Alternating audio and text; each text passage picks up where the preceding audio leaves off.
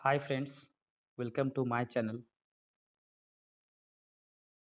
आज मैं class 10 science का फर्स्ट चैप्टर स्टार्ट करने वाला हूं और इस चैप्टर से रिलेटेड जो भी एक्सपेक्टेड एमसीक्यू क्वेश्चंस होगा वो मैं टॉपिक वाइज डिस्कस करूंगा।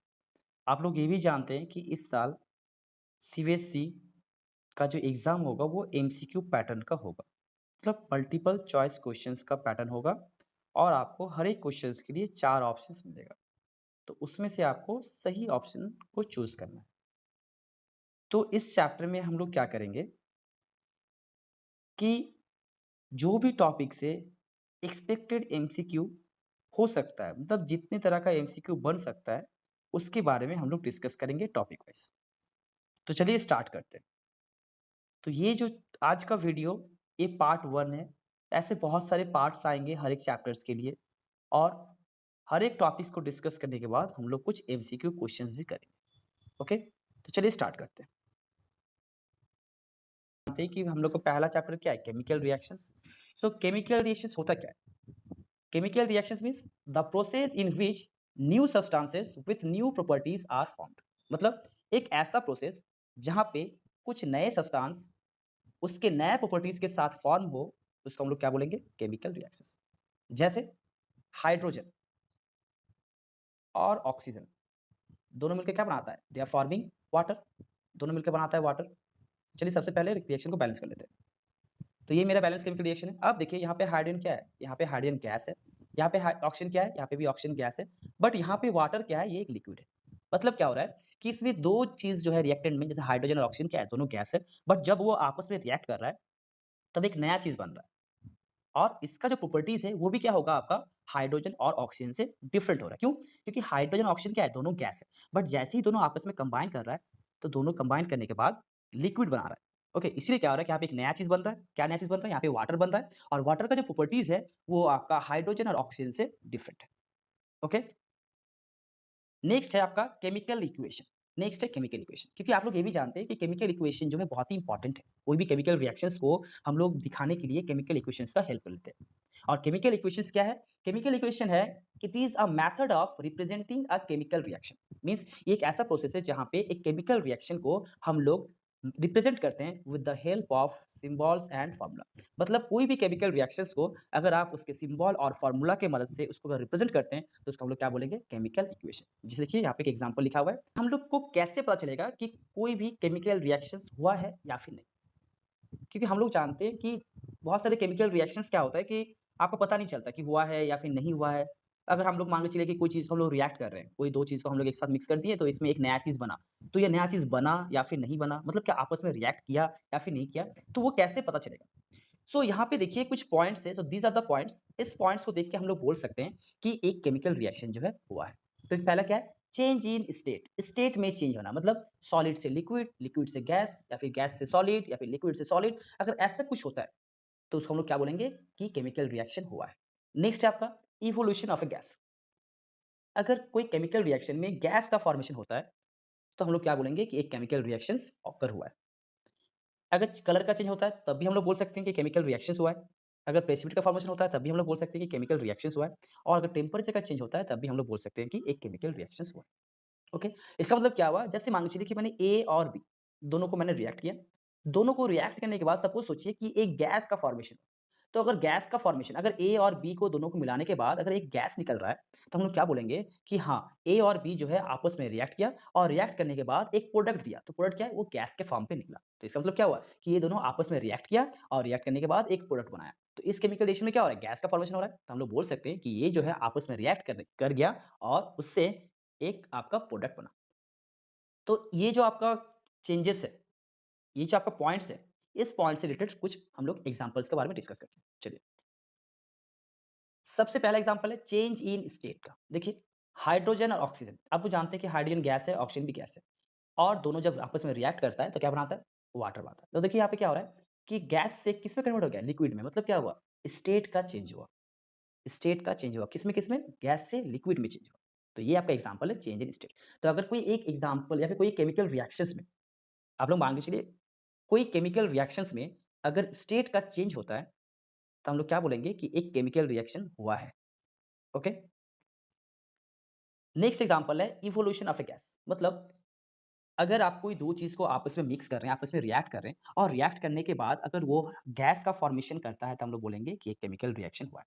जैसे इस एग्ज़ाम्पल में जिंक को जैसे हम लोग H2SO4 में डाले सल्फ्यूरिक एसिड में, तो क्या बना? जिंक सल्फेट बना और हाइड्रोजन गैस बना। जहाँ पे जिंक सल्फेट क्या है? ये एक सॉल्ट है और हाइड्रोजन क्या है? यहाँ पे एक गैस है। तो अगर कोई केमिकल रिएक्शन में अगर कोई 2 चीज़ रिएक्ट करने के बाद अगर हाइड्रोजन गैस का फ़ॉर्मेशन हो रहा है या फिर कोई भी गैस का फ़ॉर्मेशन हो रहा है, तो हम लोग क्या बोलेंगे? कि एक केमिकल रिएक्शन हुआ है।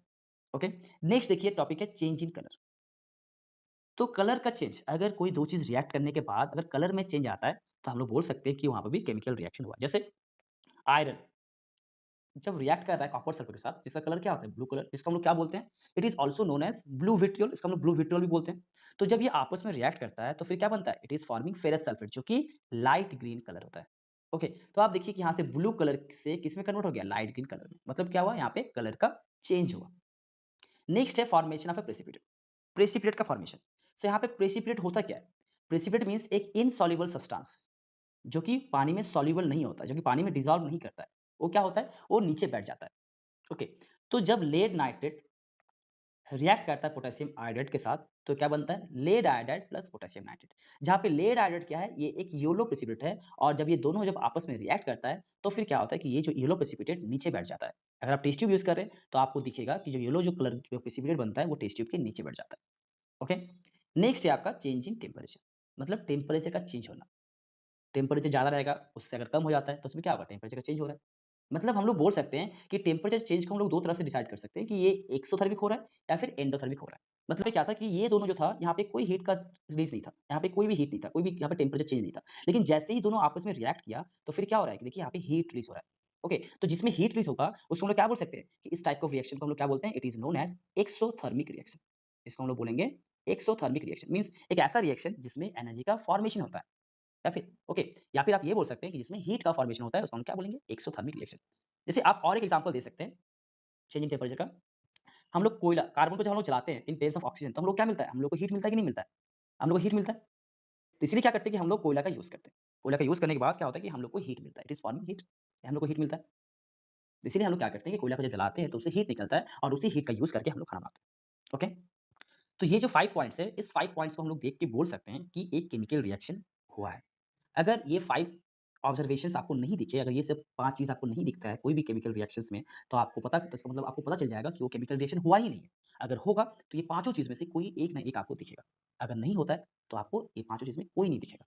सो इफ अगर आपको दिखता है, अगर आपको कोई भी चेंजेस दिखता है केमिकल रिएक्शंस जब होता है तब, तो आप बोल सकते हैं कि हाँ, एक केमिकल रिएक्शन हुआ है। अगर कोई भी चेंजेस नहीं दिखता है, तो आप बोल सकते हैं कि कोई भी केमिकल रिएक्शन नहीं हुआ है।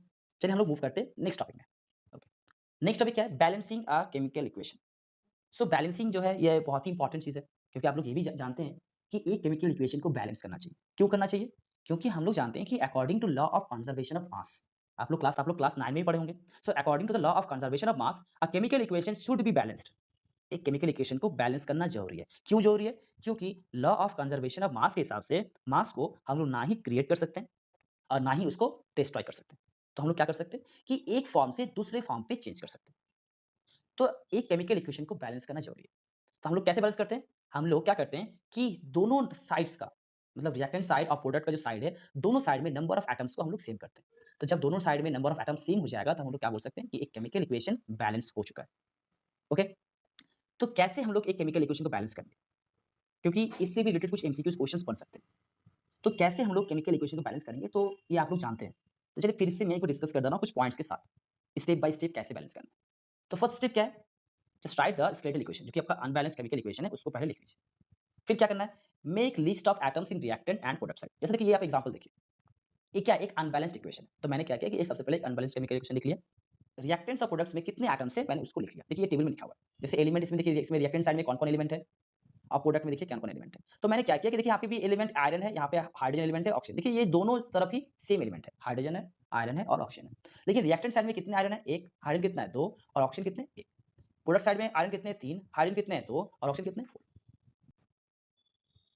तो आप लोग देख सकते हैं कि यहाँ पे सिर्फ हाइड्रोजन जो है यहाँ पे सिर्फ हाइड्रोजन जो है देखिए सिर्फ उसी का नंबर जो है दोनों तरफ सेम है। लेकिन आपका आयरन का और ऑक्सीजन का जो नंबर है दोनों तरफ सेम नहीं है। तो मुझे क्या करना है? मुझे दोनों तरफ का नंबर को सेम करना है। ओके? क्योंकि दोनों तरफ का नंबर अगर सेम होगा, तभी आपका केमिकल इक्वेशन बैलेंस्ड होगा और बैलेंस क्यों करना है? क्योंकि मुझे लॉ ऑफ कंजर्वेशन ऑफ मास को फॉलो करना है। पहला आपका स्केलेटल इक्वेशन लिख लीजिए। दूसरा लिखिए कौन-कौन से एटम्स हैं और कितने हैं रिएक्टेंट में और प्रोडक्ट में। देखिए मैंने लिख लिया कि एक आयरन है, हाइड्रोजन है, ऑक्सीजन है और रिएक्टेंट में आयरन है 1, हाइड्रोजन है 2 और आपका ऑक्सीजन है 1। वैसे आपका प्रोडक्ट में कितना है? साइड में आयरन है 2, आयरन है 3, हाइड्रोजन है 2, ऑक्सीजन है 4। ठीक है? तो मैंने इतना कर लिया, 2 स्टेप मैंने कर लिया। तीसरा स्टेप मेरा क्या है? अब देखिए कि तीसरे स्टेप में करना क्या है कि अगर आपको कोई चीज़ को बैलेंस करते हैं, तो सबसे पहले आप मेटल को बैलेंस करने की कोशिश कीजिए।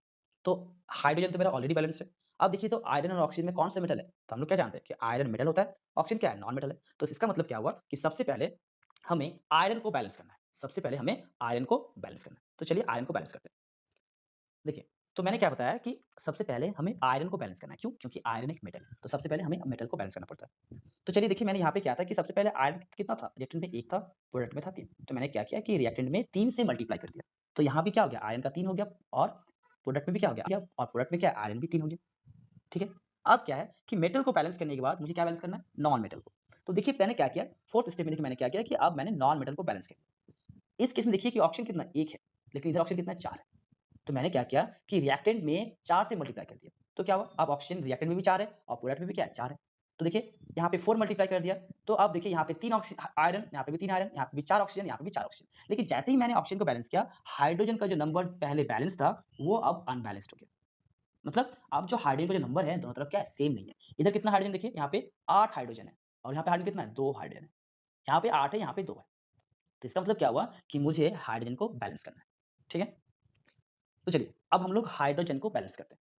ठीक है? अगर हाइड्रोजन 8 है और यहाँ पे अगर हाइड्रोजन 2 था, तो मैं अगर 2 से 4 को मल्टीप्लाई कर दूँ तो 8 हो जाएगा। तो मैंने क्या किया कि ये जो हाइड्रोजन है मैंने इसको 4 से मल्टीप्लाई कर दिया। तो क्या हो गया? 8 हो गया। अब देखिए तो दोनों तरफ का देखिए एलिमेंट, आयरन रिएक्टेंट में भी सेम है, प्रोडक्ट में भी सेम है, हाइड्रोजन रिएक्टेंट में भी सेम है, प्रोडक्ट में भी सेम है, ऑक्सीजन भी रिएक्टेंट में भी सेम है और प्रोडक्ट में भी सेम है। इसका मतलब क्या हुआ कि जो ऊपर वाला जो केमिकल रिएक्शन है, अब वो बैलेंस्ड हो गया। क्यों? क्योंकि दोनों तरफ जो है आपका सेम नंबर ऑफ एटम्स है। मतलब प्रोडक्ट में और रिएक्टेंट में क्या है आपका दोनों में ही सेम नंबर ऑफ एटम्स है। तो इस कोई भी चीज़ को, कोई भी रिएक्शन को प्रोसीड करने से पहले हम लोग को रिएक्शंस को या फिर केमिकल इक्वेशन को बैलेंस करना ज़रूरी है। आज यहीं पे समाप्त करते हैं। नेक्स्ट क्लास में हम लोग कुछ और क्वेश्चन सॉल्व करेंगे relating to balanced chemical equations. उसके बाद हम लोग कुछ एमसीक्यू क्वेश्चन सॉल्व करेंगे जो टॉपिक आज हम लोग पढ़े, उसी टॉपिक से रिलेटेड। ओके? और अगर आपको ये वीडियो अच्छा लगा, तो लाइक और सब्सक्राइब करना मत भूलिए।